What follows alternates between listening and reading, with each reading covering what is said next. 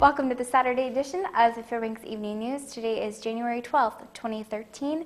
I'm Holly Seiler, leading our news tonight. An Alaskan Republican Party official is seeking the ouster of incoming party chairman Russ Millett.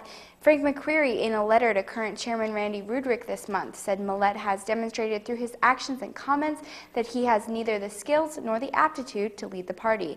He charges, among other things, that Millett claimed to be a lifelong Republican but changed his affiliation from undeclared to Republican just before the state party conventions in 2010 and 2012. He raises questions about Millett's work as the party finance chairman and his affiliations with the political website. Millett was among the Ron Paul supporters who caused a stir at the party's state convention last year and were swept into leadership roles. Neither Millett or Rudrick were available for comment. On a federal level, the 112th Congress that recently wrapped up, to many people, set precedent that a lot of lawmakers weren't writing home about. And one veteran U.S. Senator from Alaska says it's her mission to change certain ways of thinking. They've been called do-nothing, polarized, and the least productive Congress on record. The recently departed 112th Congress got no respect from the news media. As the House and Senate expired on January 3rd, critics called the 112th, quote, the most unproductive compared with any Congress since 1948, when scholars began keeping tabs on congressional productivity. The News Center caught up with U.S. Senator Lisa Murkowski earlier this week. Shortly before she left Fairbanks, Murkowski vows things will be different. I don't want to be part of a dysfunctional body. I want this Congress to work. The American people expect us to perform. We haven't passed a budget out of the Senate in 3 years. In my view, that's inexcusable. It's unforgivable. So what can we do to change this dynamics? I have suggested that what we need to do is we need to have what we call regular order. In other words, we need to follow the rules. We need to have committees that actually work, that produce legislation that then comes to the floor, that we debate and take amendments on and then pass. But the process has just gotten so snarled up in the politics that we are not governing where we are right now. Reach for comment at Fairbanks International Airport. Murkowski also talked about the many issues needing to be tackled by Congress once the 113th Congress gets underway later this month. Murkowski detailed gun legislation and, of course, the economy in the wake of recent and hot-button fiscal cliff negotiations. She also says, get ready for more of the same. Son of fiscal cliff coming at us right around the 1st of March. The first iteration was bad enough.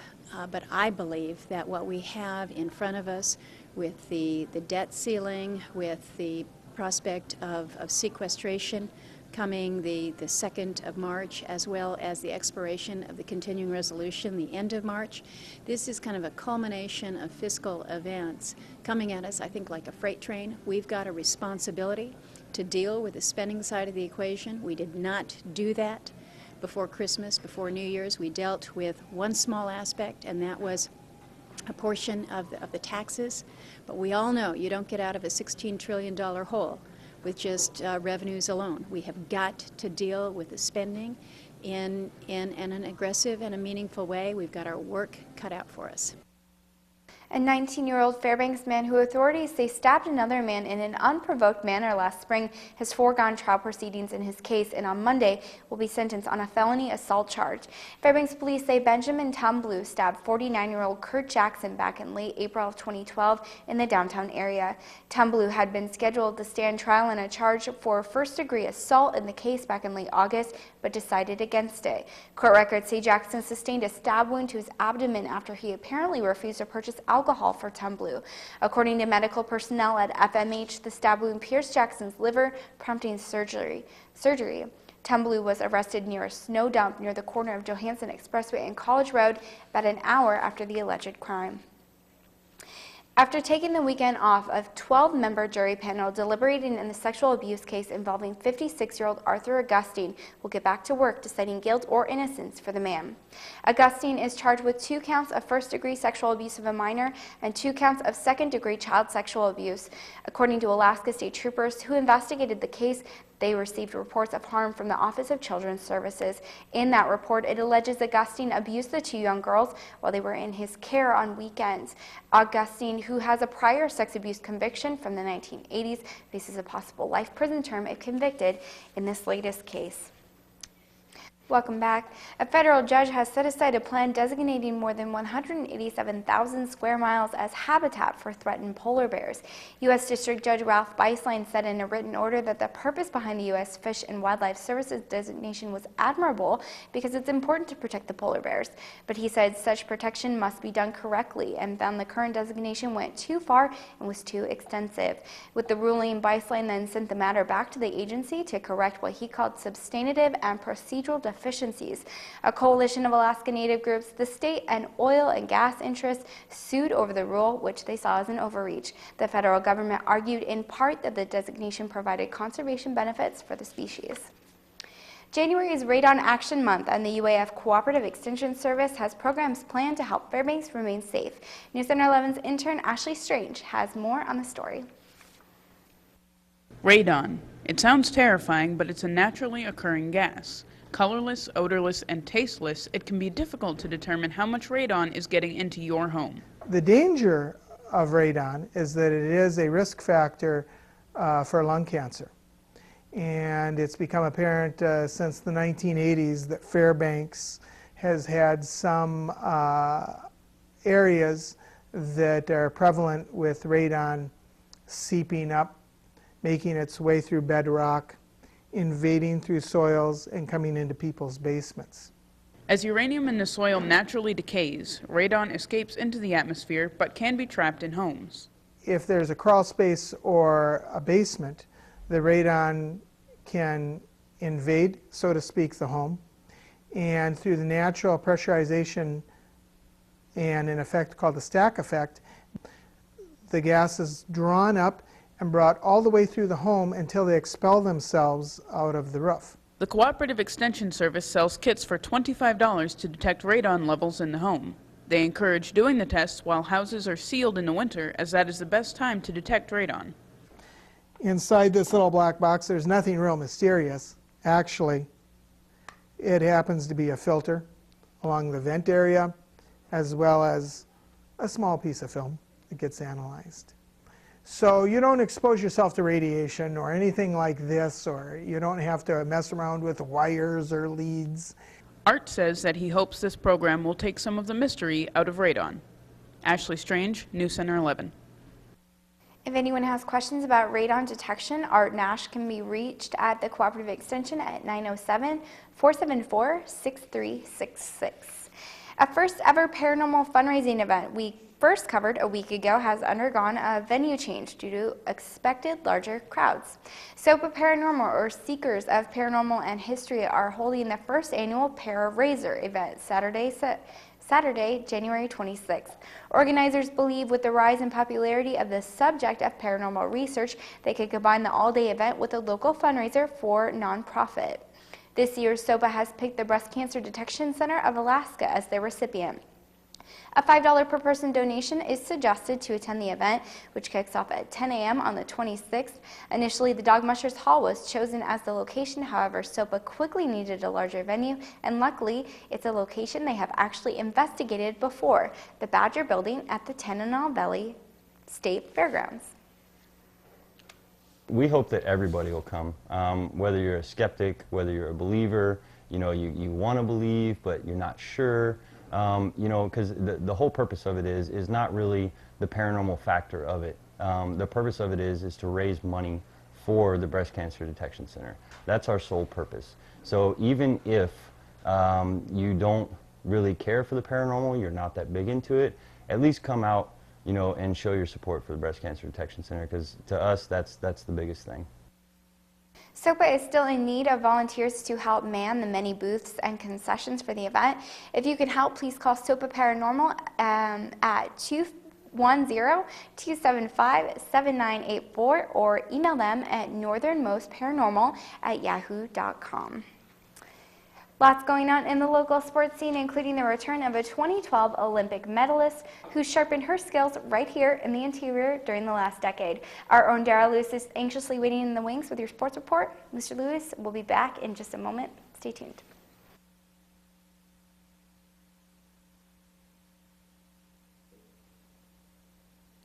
And welcome back, Interior Alaska. Daryl Lewis in the house on a Saturday evening. Hope everyone's doing all right. And we're jam-packed, so let's get it started right about now. Now we're going to start this puppy up on the hardwood, and this weekend, the Joe T. Classic basketball tournament has been taking center stage over at Lathrop High School. But the one team that traveled the farthest to participate, it's been their party hands down. The Kodiak Bears all weekend treating Joe T. Court like it's their own. Ladies up earlier today, and they made it 3 up, 3 down in their quest for the ladies' portion of the tournament title. After dispatching host Lathrop on Thursday and defending state runner-up West Valley on Friday, the Lady Bears got by the Bartlett Golden Bears to gain the title to remain undefeated in 2012-2013 thus far. In talking with coaches and players alike, their game, unspectacular, but the end result is one they'll take. With each other since we were little kids, so I guess it helps out a lot. Like, we play good together. And how's it feel to come all this way and get a championship? Feels good. We just won the Joe Floyd tournament in Kodiak, so this is the second tournament we won. I think, well, just working together on offense and finding the open person and like cutting good and stuff and hard, and then defense talking was a big key because we don't talk a lot and communicate, so I think this really helped. Well, the team, you know, we've been working really hard with the girls to be more disciplined and things like that, and I think we're showing our moments of being able to do that. And it's still early in the season, and we're still fairly young, and so we show moments, and you know, they're teachable moments when they're not, you know, as patient and things like that. But we're getting there, and with every game we play, they're doing a little bit better. And so really at this point in the season, the idea is just to do the little things better. And ask yourself, how many high school girls basketball teams in Alaska, much less nationwide, can boast having one of their coaches standing just over 7 feet tall? Kodiak girls have that added benefit in the form of assistant coach Nick Billings. Billings, who played for the Bears in the late 1990s and early last decade, led Kodiak to a state title, went on to play Division I basketball as well as some pro ball overseas, and is now back home passing the torch. I mean, it's absolutely it's a special thing for me personally to come back to my high school and try and give back to the boys and girls. And I mean, I love my high school. I just want them to do as best as possible. And I'm a volunteer. I mean, I don't get paid. I just do this for the love of the game and for the love of the kids. And I'm just trying to give back what I can. Life on ice, and the Fairbanks Ice Dogs made themselves right at home in the friendly and familiar confines of the Big Dipper against the Janesville, Michigan Jets. The Ice Dogs put in 2 goals in the first period, the first being by Cole Wolter and the second by Doug Rose. The Ice Dogs scored on a shorthanded goal by Jacob Romo, assisted by Jason Angus and Nick Hintz. They would take on another score by Angus for insurance in the third, and welcome back Ice Dogs. Goalie Kevin Aldridge gets the shutout, deterring all 15 shots he faced. The final 4 love. This was the first time the Jets have been to Alaska since their starting 4 years ago. President of the Janesville Jets talked to Stream Team color commentator Tony Westmoreland and told them how facing the Ice Dogs is an added opportunity. Outside the box. In our 4 years in the league, we've played in the North Division 3 years and the old Midwest Division 1 year. So we generally go east. This time we're going way west, and it was something new, good experience for our guys. And you know, obviously Fairbanks has always been one of the top teams in our league, and so getting a chance to come here and see how you guys do it and to play against one of the top teams, that's great for our kids. And finally, she set a state high school long jump record early in the last decade that still stands. Those days performing for the Eielson Ravens as a multi-sport star, Janae DeLoach had aspirations. First came signing a Division I scholarship with Colorado State, then earning All-America honors. And for an encore, Olympic bronze medalist in the long jump. On Friday, for the first time since she left after graduating in 2004, Deloach touched down in the interior where she honed her skills for the Ravens. Arriving at Fairbanks International Airport with her mother, she was greeted by Ravens cheerleaders, local leaders, and old friends. Deloach on Monday will speak at an assembly to be held in her honor at Eielson, among other activities she'll attend. She talked about coming back to Fairbanks and what it all means. Well, first off, I get here and, you know, the cheerleaders from Eielson Air Force Base are here, and I have this nice welcome crew, and it's been almost 10 years since I've been here, so to one, be welcomed back with such love is awesome, and two, just to come back, I mean, makes me feel old, if anything. But, you know, I get to come back to see kind of where I left off, and I'm hoping that I get to meet a lot of people and maybe inspire some folks while I'm here. Tell me, how important is that? Because that used to be you and all, you know. And yeah. Wonderful young lady indeed, and we'll have more on her arrival on Monday. Nanook swimmers win against Puget Sound, but drop one against Simon Fraser. Also on Monday, Nanook Icemen look to sweep in Ann Arbor. See how they did. And Nanook men hoopsters look to continue their win streak as well. I'm here tonight on the desk alone for weather, so I'm going to get right into it. Here's our almanac for this day in history. It shows a normal high of 0 degrees and a normal low of 17 below. The record high was set in 1984 at 39 degrees, and the record low, proving things always could be worse, was set in 1934 at 56 below. The sun rose this morning at 10:34 a.m. and will set shortly after at 3:28 p.m. It gave us 4 hours and 54 minutes of daylight, a 5-minute gain. Love saying that. Since yesterday. Here is our weather around the state today. Fort Yukon is mostly cloudy with up to 10-mile-per-hour winds. Barrow is overcast, as is Nome. Both areas are seeing up to 30-mile-per-hour wind. Fairbanks is mostly cloudy today with a chance of that freezing rain everyone has been gossiping about, so be extra careful on roadways today and tomorrow. Same goes for Denali Park with a similar advisory and up to 25-mile-per-hour wind. Juneau and Ketchikan are overcast today with snow showers. Bethel is overcast today as well with snow and up to 40-mile-per-hour wind. 45-mile-per-hour wind is moving across Cold Bay with overcast skies and a chance of rain. Rain is possible in Kodiak as well with up to 30-mile-per-hour wind. Anchorage is seeing a freezing rain advisory today too, but with an aerial flood watch included. Homer and Valdez are seeing that same aerial flood watch with mostly cloudy skies for both areas. Down in the lower 48, Seattle is partly cloudy today with highs in the high 30s. Las Vegas is in an active hard freezing rain advisory, which sounds awful, with partly cloudy skies and highs in the low 40s for them. Denver is mostly cloudy today with a chance of snow, highs in the single digits. Mostly cloudy skies are projected for Minneapolis with highs in the low 20s. New Orleans is watching out for a flash flood warning that is currently in effect. They'll see that mixed with mostly cloudy skies and rain showers, highs in the high 70s. New York is in an active dense fog advisory with highs in the mid 40s and partly cloudy skies, and Miami is looking up to partly cloudy skies as well, highs in the low 80s. Back in Alaska, tomorrow's forecast for up north calls for overcast skies in Fort Yukon and Nome with light wind in both areas. Barrow is expected to see partly cloudy skies with up to 40-mile-per-hour wind. The wind chill is going to make it feel around 35 below. The interior is going to continue its freezing rain advisory with partly cloudy skies projected for Fairbanks and overcast skies in Healy. Healy could also see up to 25-mile-per-hour wind. Juneau and Ketchikan are both expecting to see overcast skies. Juneau is likely to see a chance of snow, while Ketchikan could see a mixture of snow and rain. Overcast skies are projected in Bethel with snow and rain and up to 50-mile-per-hour winds.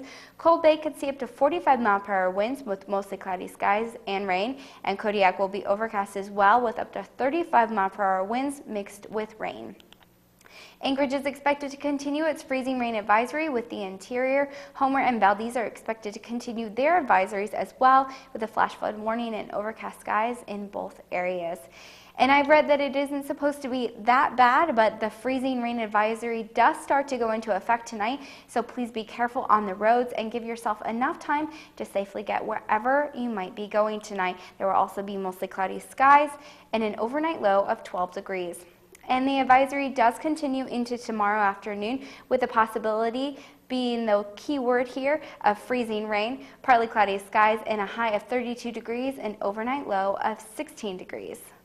Lastly, here is our extended forecast for the upcoming work week. We'll see 30 degrees on Monday and some snow, an overnight low of 0 degrees, a high in the teens for Tuesday with a single-digit negative for the low and fog. Wednesday will bring mostly cloudy skies and a single-degree high, a double-digit negative low, and we're expecting a single-digit high for Thursday with a low of 11 below, and Friday will bring a single-digit high with an overnight low of 1 degree. That's the forecast until I see you back here next Saturday. And that's going to wrap up this edition of the Fairbanks Evening News. We're really glad you could join us. Join us here 6 days a week at 6 and 11 or online anytime at webcenter11.com. From all of us here at the News Center, have a great night.